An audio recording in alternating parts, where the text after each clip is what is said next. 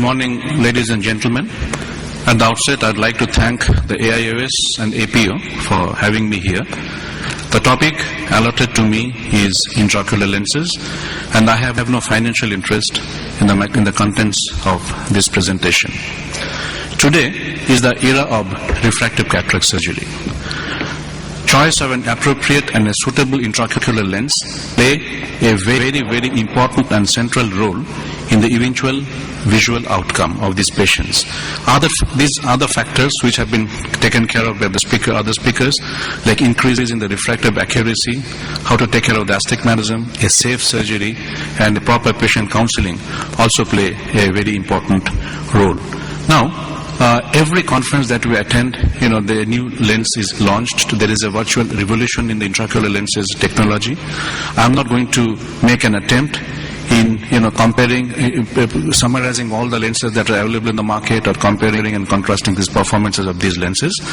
I'll be dividing my presentation into two parts. One is, the practical issues, how to select an intraocular lens for a given case, and second part will be a proper intraocular lens handling. It is just not enough to select a good lens, but it has to be handled properly. The premium presbyopia correcting lenses include today multifocal lenses, accommodative lenses, and some of these premium monofocal lenses, which include the spheric IOLs, the toric IOLs, and the light adjustable intraocular lenses. The spheric lenses definitely improve the functional vision by taking care of the various aberrations, spherical aberration, chromatic aberration, and improving the contrast sensitivity, and it definitely fine-tunes the vision to a remarkable extent. There are two types of aspheric lenses available in the market today. Those with a negative spherical aberration, majority of the lenses belong to this group, and those with zero spherical aberration. So in our practice, what criteria should we follow? Which lens is to be chosen? Ideal, of course, it is to be customized, try to find out, what is best for the given patient. That is not practical. So for an average cornea, we use a negative spherical aberration intraocular lens. For a negative corneal aberration cornea, for example, who has undergone a presbyopic LASIK, uses traditional conventional intraocular lens, and perhaps for all corneas one could use an aberration-free intraocular lenses. Toric lenses have become very popular. Earlier speakers have also dealt with it. There are various ways of correcting astigmatism, which we all know is a very important component of preoperative workup and postoperative vision. Most of the major companies have come out with toric lenses. Indian companies are also manufacturing these lenses. The main advantages of these lenses, we feel that you don't have to learn a drastically new surgery. No new radical instrumentation is really required. It does not give rise to irreversible corneal changes or induce irregular astigmatism, and no additional surgical risk. Long-term stability is pretty good. Light adjustable lenses have been quite promising. It is in the final stages of FDA approval. These lenses can be tweaked after the initial surgery. Power can be added or power can be subtracted to the lens till the patient is comfortable, until the lens is finally fixed in position. The crystal lens, one of the popular accommodative lenses, have not really lived up to its reputation. It does not really correct it does not really correct accommodation in majority of the patients to the fullest degree, and there are post-operative issues. A lens for the future is the dual optic lens, particularly the Visagen Synchrony, which again is going through FDA trials, and perhaps it should be launched in the near future. Multifocal lenses again, form a very important sector of our intraocular lens patient surgery, IOL surgery. The multifocal lenses basically are refractive type, which are less popular today, and the diffractive type, which are more popular. RISM was a refractive multifocal lens which was doing quite well. It has been taken off from the market. The Technis multifocal lenses, again, these are some of the lenses which we have used in our country, were initially available to us in a silicon platform, and it was doing extremely well. This was a diffractive multifocal lens. Problem with this lens was, there was a mismatch between the insertion system and the lens. They used to give a holder and folder, which required your corneal incision to be enlarged, which was not desirable. So we used to use the silver cartridge, and 1 out of 10 cases, I invariably had a problem like this. This was in a particular case where in both the case, in the first case, the first attempt, I cracked the lens, damaged the lens, and this was the second lens on the same sitting, so this could happen. Fortunately for us, better lenses have come into the market. This is the hydrophobic acrylic platform. The Alcon has got the Acrisoft Toric Restore aspheric intraocular lens. Initially at power was 4 diopters, then they reduced it to 3, and today we have the 2.5 diopter add necessary. These lenses have to be handled with great deal of care. There are a lot of causes of unhappy patients, which basically stem from certain issues like glare, halo, loss of contrast function, and wax exhibition. So many of us try to use pseudophakic monovision. It can be given in various ways. Traditional or conventional monovision is perhaps, for the dominant eye is perhaps the best.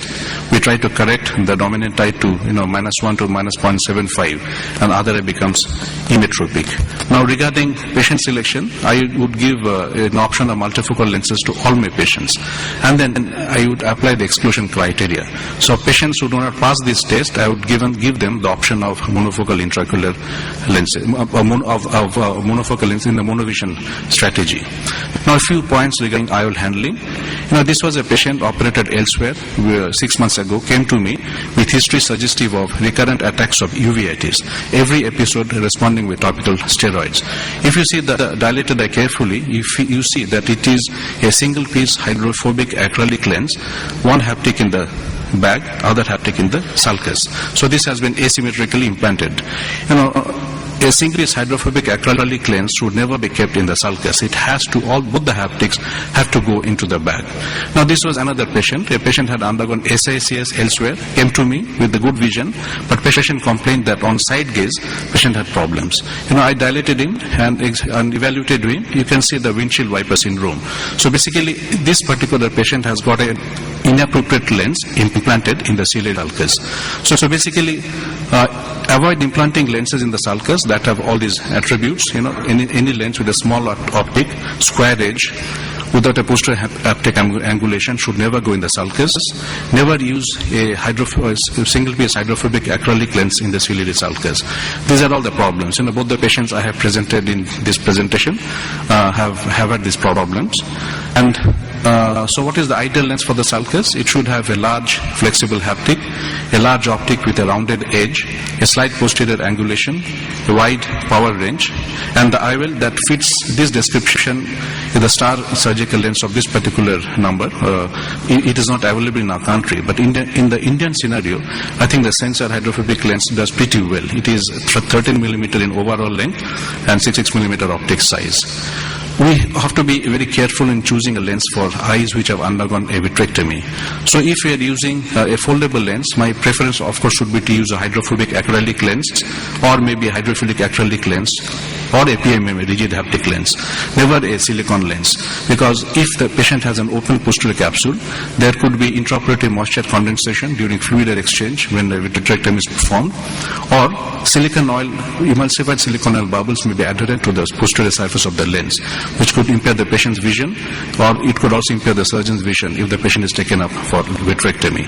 All these lenses, needless to say, have to have a square edge design. If you are using a rigid lens, and in our country we do use a lot of rigid lens for financial reasons, it should be surface modified with heparin surface modification, large optic diameter, without any positioning hole.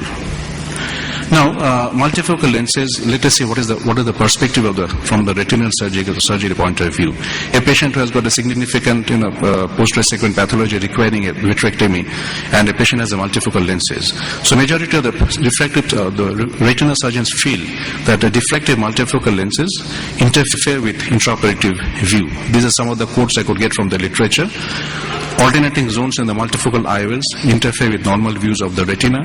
Retina specialists said they could do the procedure, but that it was a much more difficult dissection because of the multifocal optics. So basically, even my partner is a posterior segment surgeon. She also advised me not to use a multifocal lens whenever we feel that this patient may go in for a posterior segment IOL surgery, posterior segment surgery. Any considerations for patients with glaucoma? There's not much in the published literature. Like all routine patients, when we counsel these patients, we give them all these options. But we must remember that multifocal lenses impair the contrast function of the patient's eye, and a patient with advanced glaucoma also have impaired contrast sensitivity. So basically, we would like to avoid using a multifocal lens in a patient with an advanced glaucoma, definitely, perhaps in moderate glaucoma. So basically, a patient who does not want to wear spectacle. So in that case, again, we resort to what I have discussed earlier. Think about monovision with aspheric intraocular lenses. These things do quite well. There could be change in postoperative refraction after cataract surgery in a glaucoma eye, or after trabeculectomy in a patient with intraocular lenses. So this thing can also have to be discussed with the patient. Implanting a posterior chamber lens or any lens after a patient has a PC dent is another big issue. Last year I analyzed all these patients, referred patients to our clinic. In 1 year's time, we got about 17 patients where inappropriate lenses were kept in inappropriate places. Say, for example, here you have a PC lens kept in the anterior chamber. Here the AC lens where the haptic is through the scleral tunnel. And here you have anterior chamber lens which has been flipped, and it is a large size lens. So basically there is a great deal of confusion in the mind of surgeons as to what is the best type of lens that is to be used. So as I mentioned earlier, whenever we have a large posterior capsular lens, we should use a 3-piece hydrophobic acrylic lens in the sulcus. Employ this maneuver. This is the optic capture of the IOL optic through to the PC lens. So though the lens is in the sulcus, it stays extremely well centered. I have followed up many of these patients over 7 or 8 years, and this previous patient I had shown you. Patient has done extremely well.